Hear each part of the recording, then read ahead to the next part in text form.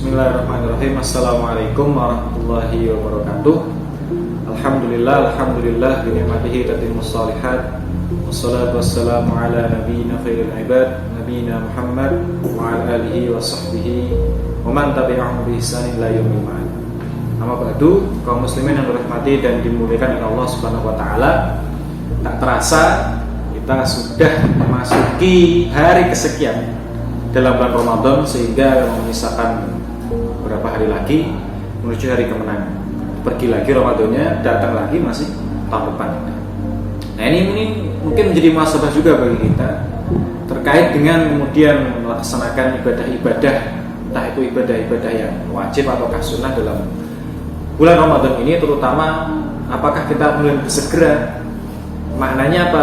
Tidak menyia-nyiakan waktu yang ada pada bulan Ramadan ataukah tidak.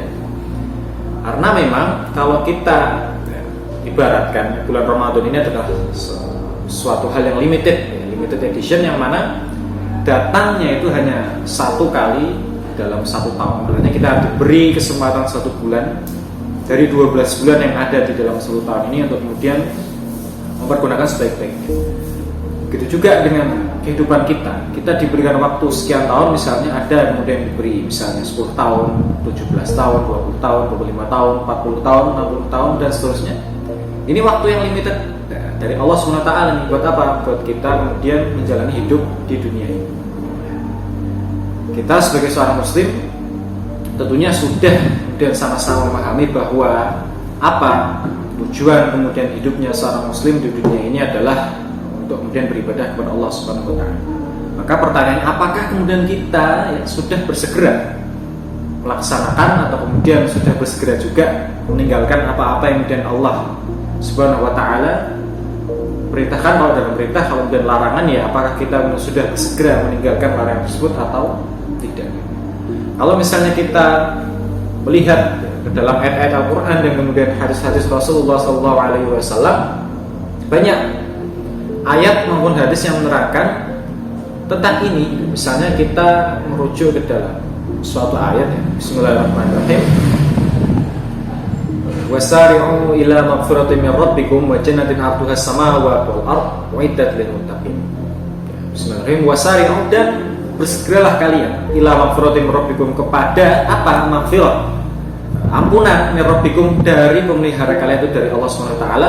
Wa jannatin 'arduha as-samawati wal ardh u'iddat lil muttaqin, yang mana dan juga selain kemudian kita diseru untuk bersegera ila maghfirah, kepada ampunan dari Allah Subhanahu wa taala, kita juga diseru untuk kemudian menuju jannahnya Allah Subhanahu wa taala, menuju surganya Allah taala, yang mana luasnya itu seperti langit dan bumi yang disiapkan untuk orang-orang yang bertakwa. Di sini kita disuruh kemudian apa? Bersegera. Misalnya kan jangan jauh-jauh, misalnya dari yang kehidupan sekitar kita, misalnya orang tua. Kita sebagai misalnya anak muda, kemudian kita sebagai seorang anak misalnya disuruh, dulu misalnya kita disuruh oleh ibu bapak kita, oleh orang tua kita, tolong belikan misalnya cabai di toko, misalnya ini beli cabai 5.000. Kalau kemudian anak itu bersegera dalam menjalankan perintah, ya orang tua senang, kan? Orang tua senang, bapaknya senang, ibunya senang. Mereka disuruh taat dan itu bersegera dalam menjalankan perintah, itu orang tua senang sekali. Apalagi kalau kemudian ini dalam skala yang lebih luas gitu. Ini sudah dalam skala ketika pencipta perintahkan kepada makhluknya, kita sebagai makhluknya itu diperintahkan, kok kita menjalankan bersegera, itu Allah Ta'ala itu senang. Tapi begitu juga ketika kemudian sebaliknya, misalnya orang tua misalnya menyuruhnya, nak, tolong kamu belikan sesuatu di warung, tapi anaknya ini dia mengundang-undang, entah dia tersibukkan dengan misalnya game, atau kemudian tersibukkan dengan hal-hal yang lain, sehingga kemudian ditunda-tunda gitu. Wah, nanti dulu, ini belum selesai gitu.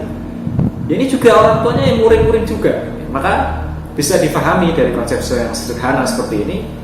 Memang ketika kemudian seorang mukmin, seorang muslim itu mendapatkan perintah dari Allah Subhanahu wa taala, yang mana perintah itu bisa kita mengerti dari apa? Dari mempelajari kemudian hasanah-hasanah keislaman, ilmu Islam. Jadi kita ngerti itu apa-apa yang memang harus kita lakukan, apa-apa yang tidak boleh kita makan misalnya, atau tidak boleh kita lakukan misalnya, itu dari ngaji.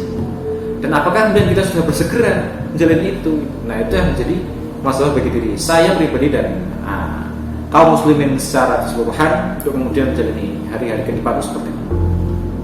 Kalau misalnya kita lihat ke ayat lain, misalnya Bismillahirrahmanirrahim, innama kana qaulal mu'minina idza du'u ila Allahi wa rasulihi ay yaqulu sami'na wa ata'na.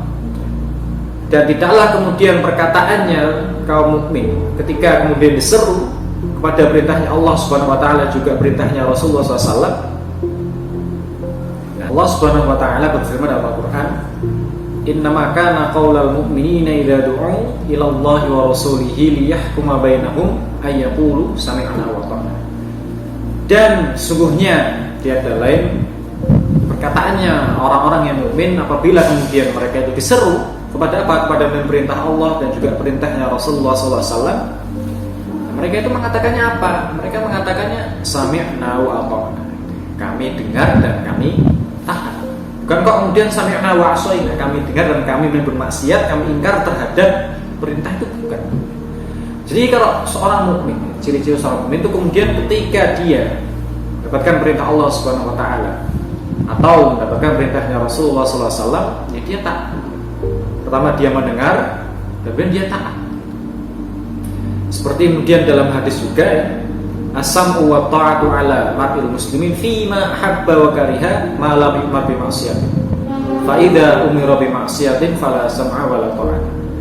Yang namanya kemudian mendengar dan taat itu wajib. Bagi siapa? Bagi kemudian seorang muslim ma lam yu'mar bi ma'siyatin, selama dia tidak diperintahkan dengan perkara maksiat. Fa idza umira bi ma'siyatin fala sam'a wa la ta'ata. Akan tapi kemudian ketika seorang muslim diperintahkan dengan suatu maksiat, maka dia tidak boleh mendengar dan tidak boleh juga taat. Nah, kembali ke pembahasan kita tadi, ya kita bisa ngerti juga selain kemudian kita diperintahkan untuk kemudian bersegera dalam melakukan perintah dan menjauhi larangan Allah Subhanahu wa taala, kita juga harus patuh mendengar dan taat. Makanya mengikuti kemudian apa yang diperintahkan dan menjauhi apa yang kemudian Allah dan Rasulnya larang. Nah, dalam hadis juga disebutkan badiru bil a'mal fitanan kaqita'il lailil mudlim yusbihu ar-rajulu mu'minan wa yumsi kafiran wa yumsi mu'minan wa yusbihu kafiran yabi'u dinahu bi'aradin minad dunya. Nah, dibadiru bil a'mal, bersegeralah kamu dalam beramal itu. Fitanan kaqita'il lailil mudlim, sebelum datangnya fitnah yang mana itu gelap seperti kegelapan malam. Yusbihur rajulu mu'minan, yang mana ketika pagi hari misalnya seorang itu dia mukmin, wa yumsi kafiran, tetapi pada sore harinya itu sudah jadi kafir. Atau kemudian sebaliknya, wa yumsi mu'minan wa yusbihu kafiran.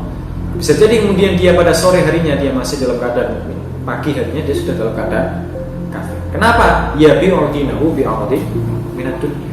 Dia menjual kemudian agamanya dengan harta-harta dunia. Ini juga dalam hadis juga menerangkan bersegera beramal. Nah, kemudian kalau misalnya kita teliti lebih lanjut, kita muhasabah lebih lanjut, misalnya kita hari ini misalnya menunda-nunda, entah itu menunda perintah Allah atau menunda kemudian menjauhi larangannya Allah, atau menunda diri kita untuk bertobat kembali kepada Allah Subhanahu wa taala misalnya, maka siapakah yang bisa menjamin kemudian besok kita masih bisa melihat matahari itu, besok kita masih bisa bertemu dengan teman-teman kita, bertemu dengan kemudian saudara-saudara kita, nggak ada yang bisa jamin juga. Oke, yang penting ini konsep ya, bersegera dalam melaksanakan syariat, bersegera dalam menjalankan perintah-perintahnya Allah Ta'ala itu juga penting juga. Kalau misalnya kita selalu menunda-nunda, jangankan menunda perintah dan larangannya Allah Ta'ala, menunda pekerjaan kita sendiri pun yang repot juga kita. Apalagi ini berkaitan dengan pahala dan usaha kita juga, itu pasti dan harusnya juga lebih kita perhatikan lagi tentang ini.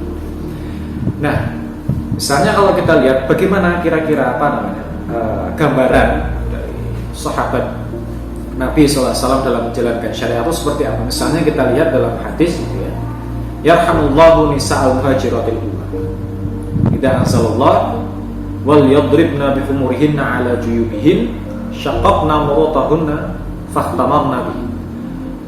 Allah Subhanahu wa taala itu merahmati kaum nisa al-muhajirat, kaum muhajirat, yaitu al-ula yang pertama. Ketika kemudian Allah turunkan ayat gitu ya, wal yadribna bi khumurihinna ala juyubihin, yang mana itu menjelaskan kewajiban memakai khimar, gitu ya, menutupkan khimar yang menutupi sampai dada. Maka mereka bersegera dalam masa perintah itu, nggak kemudian nunggu nanti ini saya belum punya kainnya, belum punya apa.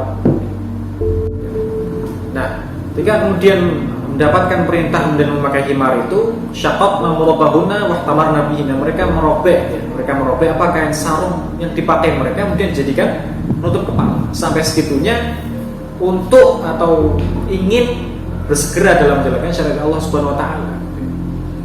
Nah, gimana kita sekarang?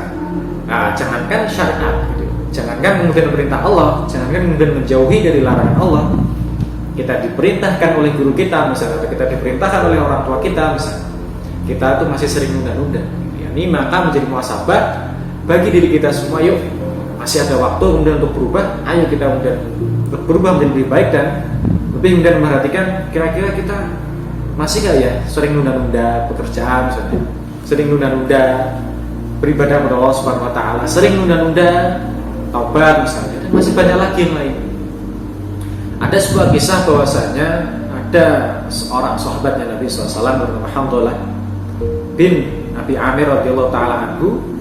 Nah, ini Rasulullah menceritakan bahwasanya Hamdalah ini dimandikan oleh malaikat. Maka tanyakanlah keadaan keluarganya, kata Rasul begitu. Maka kemudian setelah dicek ternyata apa? Hamdalah ini beliau baru saja menikah dan setelah itu masuk malam pertama. Nah, pada 9 malam pertama itu bersama istrinya ada panggilan untuk berjihad. Maka kemudian seketika itu juga Hamdalah ini menyambut surahnya Nabi SAW dan meninggalkan istrinya sampai segitunya, sehingga kemudian karena itulah karena kemudian istrinya juga menjelaskan bahwa Hamdalah itu pergi dalam keadaan junub, maka itulah menjadikan Hamdalah dimandikan oleh para malaikat.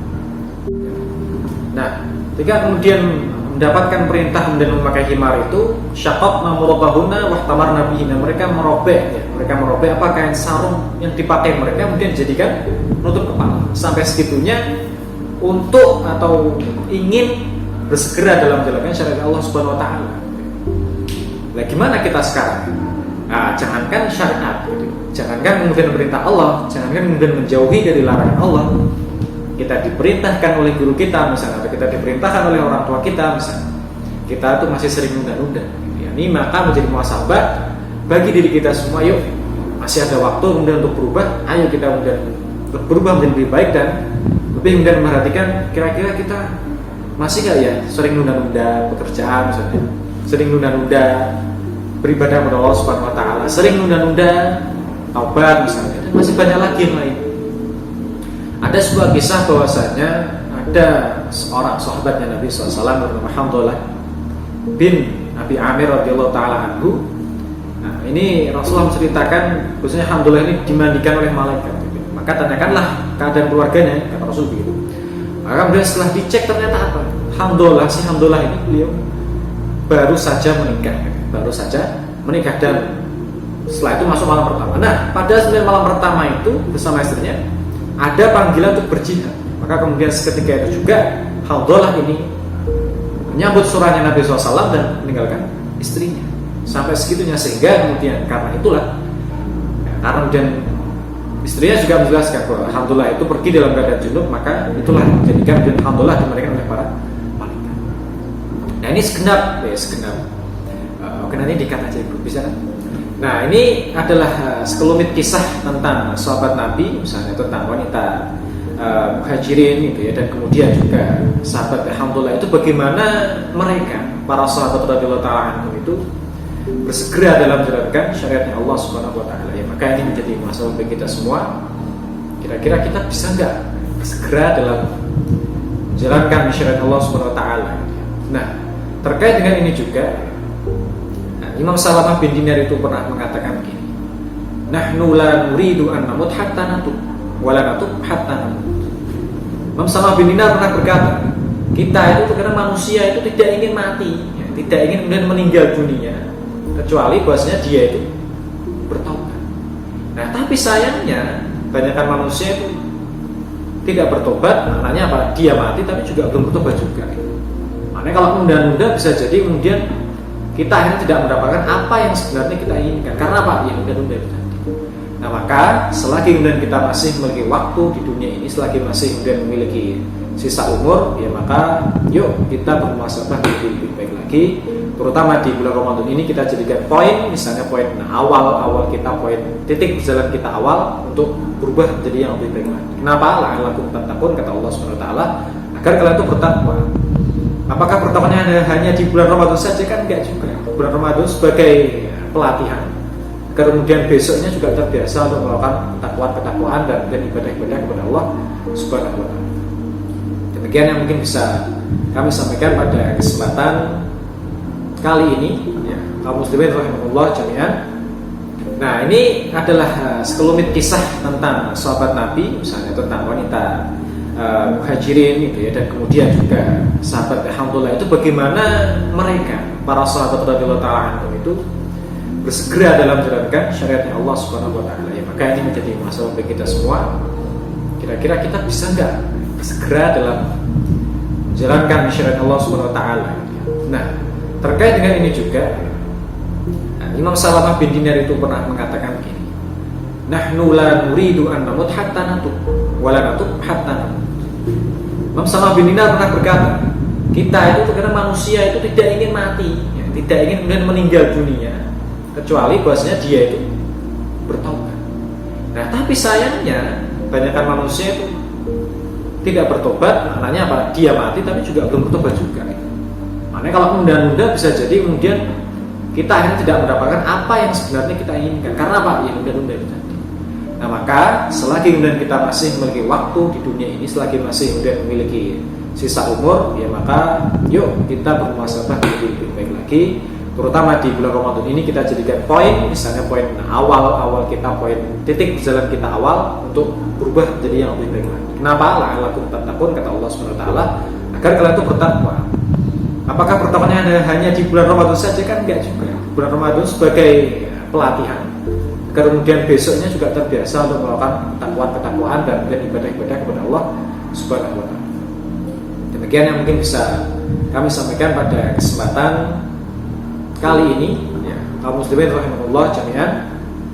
Mungkin itu saja yang bisa saya sampaikan.